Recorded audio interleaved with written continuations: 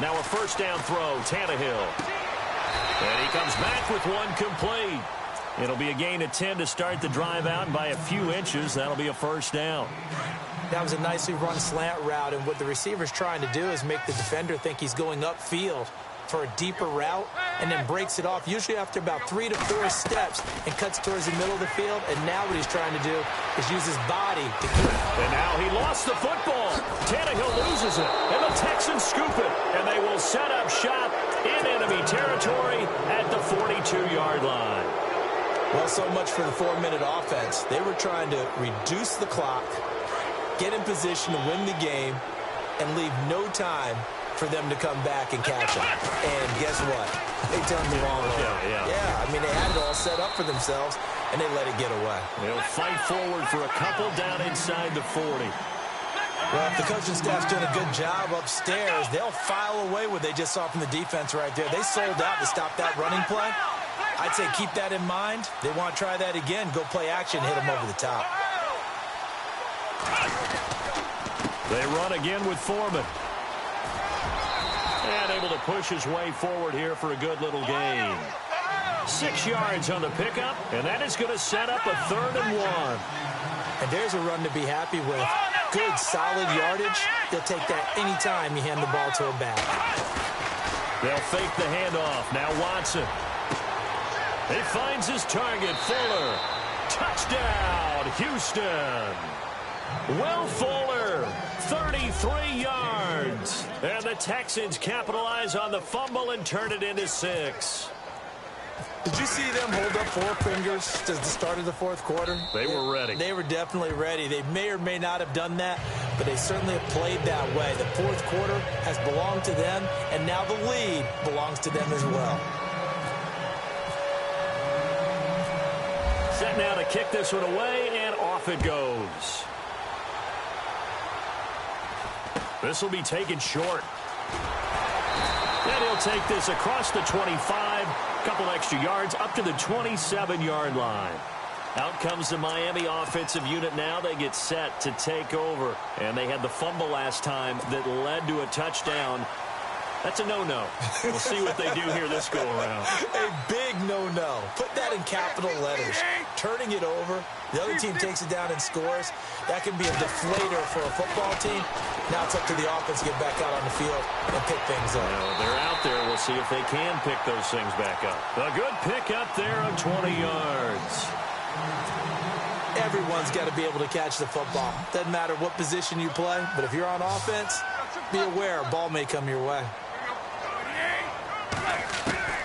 On first down, Tannehill. And no escaping this time as he'll go down. They got him for a sack. DJ Reader in there to record another sack. Their 6th of the afternoon.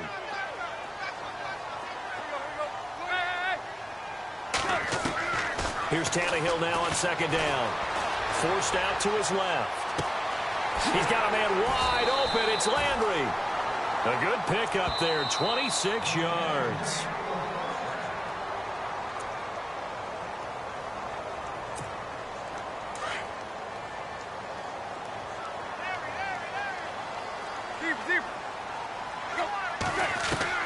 On first down, it's Tannehill.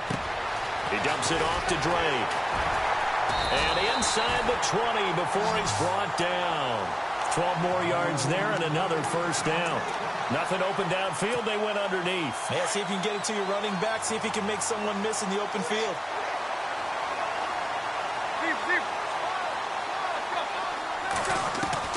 Back to throw. He goes underneath the Drake.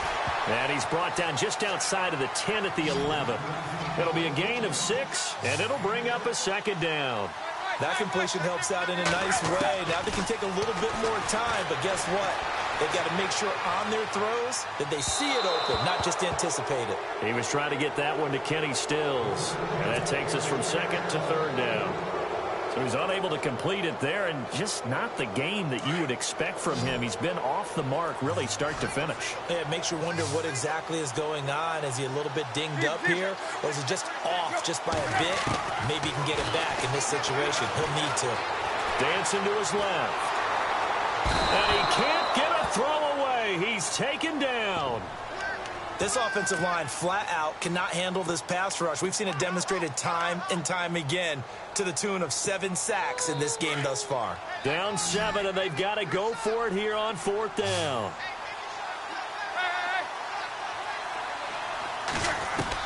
They'll look to throw. And he finds Stills complete.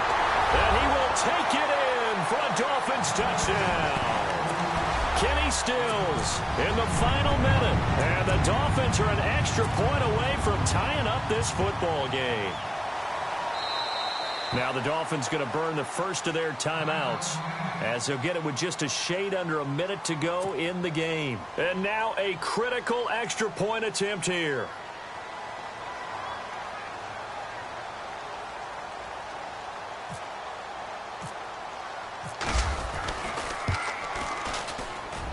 And we are tied here in the 4th quarter.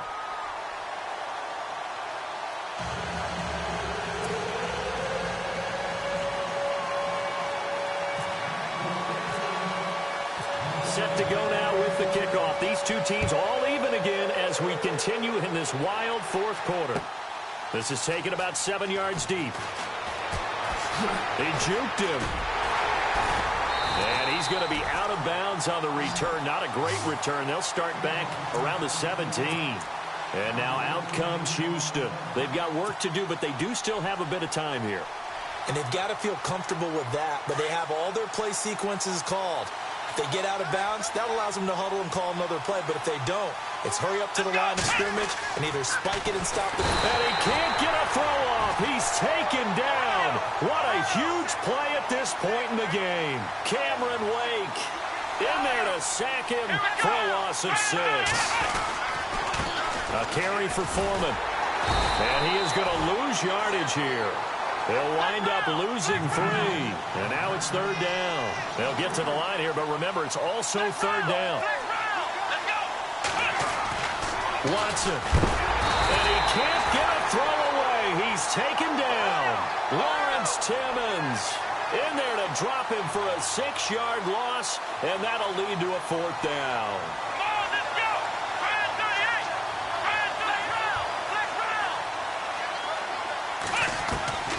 Here we go on 4th. Watson.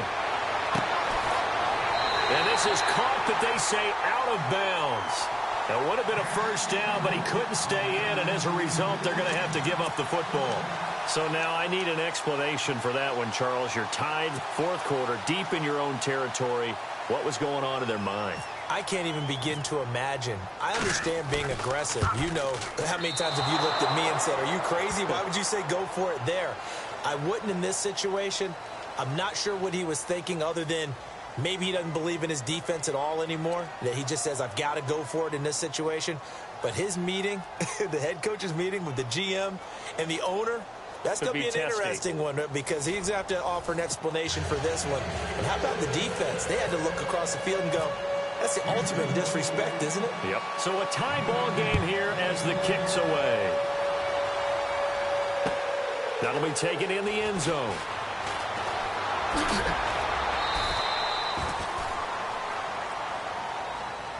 The Dolphins offense now heads back on the field. They control their own destiny here. They have the football in overtime. Obviously, a touchdown would win it.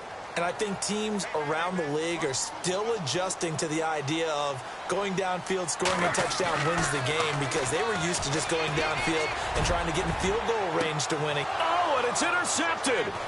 Picked off by Marcus Gilchrist. And he's able to get it back here to the 43-yard line. A costly mistake here at OT. And you know what they say when you throw an interception like that in overtime? You don't usually get a chance to throw a second one. I mean, I'm not sure the analytics on it. Let's ask Marvin, our statistician, to ring that down for us. That's typically how coaches and teams feel about it. If you throw one, you likely cost yourself the game.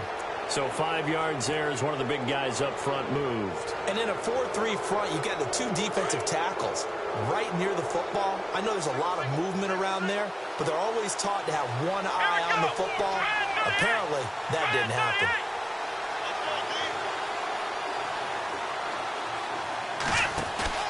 First throw in OT for Watson. Over the middle, and it's incomplete. They were trying to get the connection with a former Buckeye, Braxton Miller. And it's second down. I know our vantage point might be a little bit better way up here, but that looked like an ill-advised throw to me. I didn't see anything open, and this play just didn't look right from the beginning. It did not. I thought he might get outside and just chuck it away. Dangerous pass. Oh, and it's intercepted. Picked off by Kiko Alonso. And some space here. And they will finally get him, but not until he's all the way down inside the 15-yard line. So we will see yet another drive in this overtime. For whatever reason, neither team able to finish this game off. I know that the first thought is, does anyone really want to win it? But I think that they both desperately want to win it, and sometimes you force things, and that leads to errors. Well, it's out there for the taking. We'll see who can do it. Well, there's two sides here. I guess you could pinpoint and look at the offense and say, oh, man, what a disaster. Hey, the defense, though, they came through. Preparation's the key to everything, and when you're on the defensive side of the ball and in special teams meetings, you prepare for plays like this, and in this case, they were actually able to win it. And avoids the contact by sliding. Give him 7 there on the tuck and run, and they're in better shape now for third. Partner, he was going through his progressions. Not there, not there. After about the third one, he decided he better pull it down and run for it. And he slides down and avoids the hit for good measure. And he got it. The kick is good. In overtime, he's able to split the uprights. Well, we thought this game would be a good one. It did not disappoint into overtime.